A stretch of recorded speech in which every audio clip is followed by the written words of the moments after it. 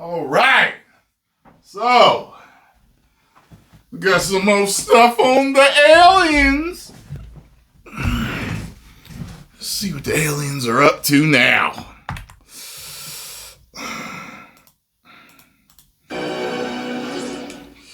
Welcome back to Special Report. Put the eerie music in there. Our series looking at unidentified, anomalous, say that easy, phenomena. What many people still call UFOs, UAPs. Last week we spoke with the director of the... Yeah, I'm getting tired of them calling them UAPs. They're UFOs! I know there's a slight difference, but I forgot what UAP stands for. No, it's...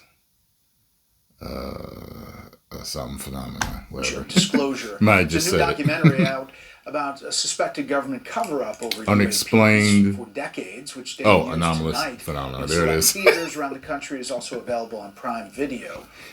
It's powerful. It features testimony from Amazon former Prime. and current government officials, including witnesses who have testified before Congress. Earlier, we spoke with another whistleblower who is now a congressional task force member on the UAP subject. If you believe we have crashed craft, stated earlier, do we have the bodies of the pilots who piloted this craft? Biologics came with some of these recoveries, yeah. I mean, biologics, pieces of meat. You know what I mean? Kind of reminds me when the thing imploded. And they said there was like organic DNA. I forgot what they called it. It was something like that. You know what I mean? Let me see. Let me look up and see what the definition of biologics is. Biologics. Biologics are complex medicines made from biological sources, like proteins, used to treat conditions such as cancer. They target... They're saying this is saying medicine. Let me see something. Biologics came with some of these... He used the wrong word. It was the spaceship carrying medicine. Space-age medicine. Alien medicine. Were they, I guess, human or non-human biologics? Non-human. Well, let's get some insight into the UAP, non-human, UFO used to be called, controversy, and what Congress is trying to do about it. Joining us now, retired Air Force Major David Grush, who has been a whistleblower on the subject of UFOs, UAPs, and government transparency. He's a special advisor now to the House UAP Task Force. Thanks for being here. Thank you for having me on, Brett. So since then, people say, where is the evidence? What's happening? Why don't we know more right now, almost 2 years later? Well, certainly the last administration didn't help, and my hearing, of course, was during the last administration, and they were not exactly super transparent on this issue, unfortunately. But now that the task force has been created, I've been able to, guide the members within the boundaries of what they're actually cleared for. When people look at this, they look on... They call it plausible deniability. And they say there's a lot out there. There's a lot of people talking about encounters. There's a lot of people talking about videos. We've seen a lot of that. First time I ever heard it. Can we just cut it down to, you believe that we have encountered alien beings and that they've come to Earth and that we know about it as a U.S. government? That seems to be... it's one of those things where it's just like, it's more on a trust me, bro type level. And even if you show us the bodies, we ain't going to believe they're real. Humans nowadays, with all the crazy stuff we've seen, man, we're going to have to see something come from space, land in our backyard. They just going to have to be a whole lot, because... even with those robots they're making, they move real human-like, but none of them are, at least that we've seen, none of them really look real. Nothing I've seen really looks real. So I can see people say, "Well, let me cut you. Let me see if you bleed. Let me see what you know what I mean. Let me see if you're some robotics underneath there." Case. I don't like to characterize necessarily where they came from. They're definitely some kind of non-human sentience, but it is true believe it or not, we've recovered the vehicles, and we actually have physical proof. And I was actually partially cleared into some of those activities. It was beyond oral testimony provided to me. I actually had partial access to the data and actually read the intelligence reports resulting from those programs. And with your own eyes, Correct. you saw it. Yes. And so when people say this is kooky, this is out there, there's nothing to back it up. I don't speak for other parts of the government, but I can tell you NASA, which I speak for, is open and transparent with our data. Do you believe what Mr. David Grush said, or is he lying? Whatever he said, where's the evidence? What do you say? Certainly members of this current administration are very, very well aware of this reality.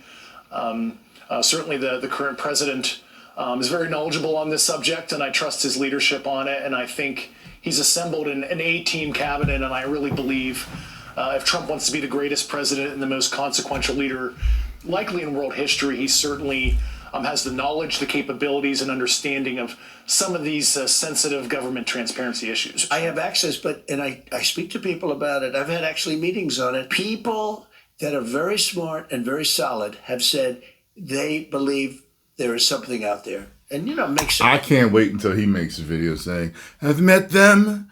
They're very nice people. Very great people. I cannot wait for that. Sense that there could be. I've never been convinced, even despite that. I just, for some reason, it's not my thing. So you think, one, he's he never been knows, and convinced. two, he's open to transparency on UAPs?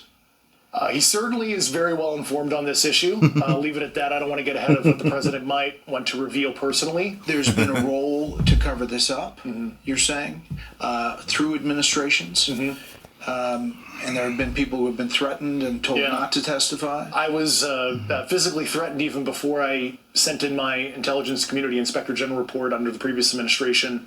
I actually had to go and seek legal protection that way because I was, literally in fear both professionally and in my personal life. And when you mentioned in that testimony of recovering the pilots or remains non-human, that's something that you saw as far as the intelligence with your eyes? Yes.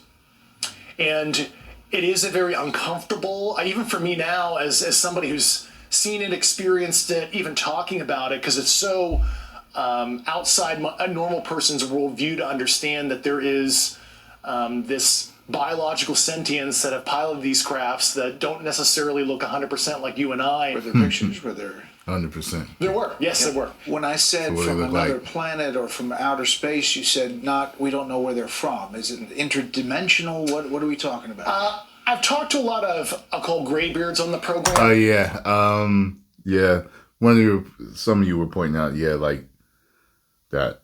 So, one of the other things I've heard is that it's like time travel. It's like us from different times coming back and forth and studying ourselves and stuff. But the stuff that I've heard the most basically is the majority of the time is that it's demons.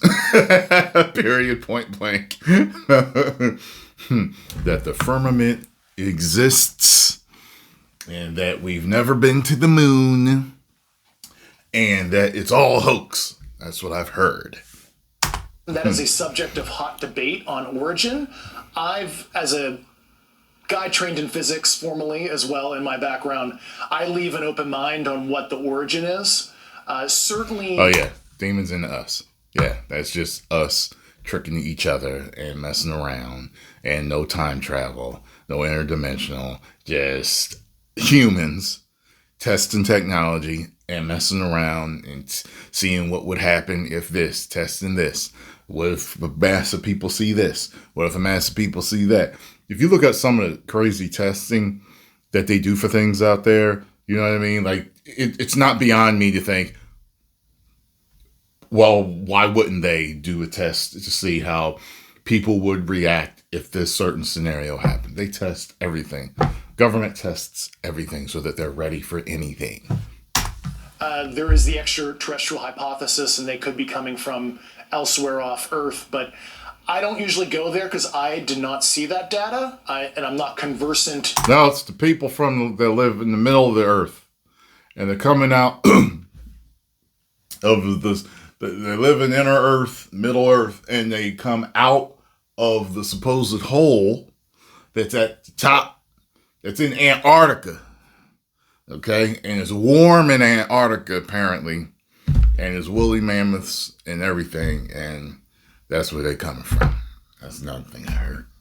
In the high confidence theories that the U.S. government had. I'm not aware of any remains that the department has of any signs of extraterrestrial beings or activity or technology. You say we, the U.S. government knows, but there are many other governments around the world. Do they know? They have their own programs, and like I said 2.5 years ago, we have been in arms race with our peer competitors, namely Russia and China, and they have their own programs in this regard. And I was actually able to view a body of intelligence that discussed adversarial programs, and I'll leave it at that. We've recovered things, you say, bodies and physical remains.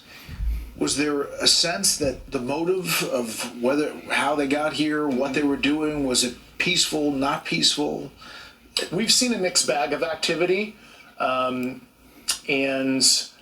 motive and intent, why they're visiting. That's, once again, that gets into our assessments, not necessarily, we can't quite understand the intent of some of the sentience and why they're visiting. Could it be because we have interesting genetic material on Earth? It's funny. I've heard some people say, well, why would they want to if they're so advanced? Well, humans are advanced and study other things on the Earth and, go everywhere that they can on the Earth, and are currently trying to go explore other places and out there, Mars or whatever. So why that whole thing never worked for me when people say, well, if they are real, well, why would, then they're so advanced? Well, why would they come to this we'd be ancient compared to them. Maybe they can learn something from us. Maybe people are, like, as far as humans go, if they're anything like us, if they are real, man is always looking to know everything he can about everything. You know what I mean? So that wouldn't, a Jurassic Park tourist attraction for them. Could be a myriad of reasons. For the other people who are coming out, you say to them what? Another thing I've heard is that they are our actual creators, and they're checking in on us from time to time just to see how we're doing. They faced intimidation. You talked about harassment. There are reports that others have too. I say that there's hope. Certainly, Congress values whistleblower information right now, and certainly I believe there's an appetite with the administration to do the right thing on this as well. And there's some other things that are happening behind the scenes that I'll let the administration discuss when they're ready.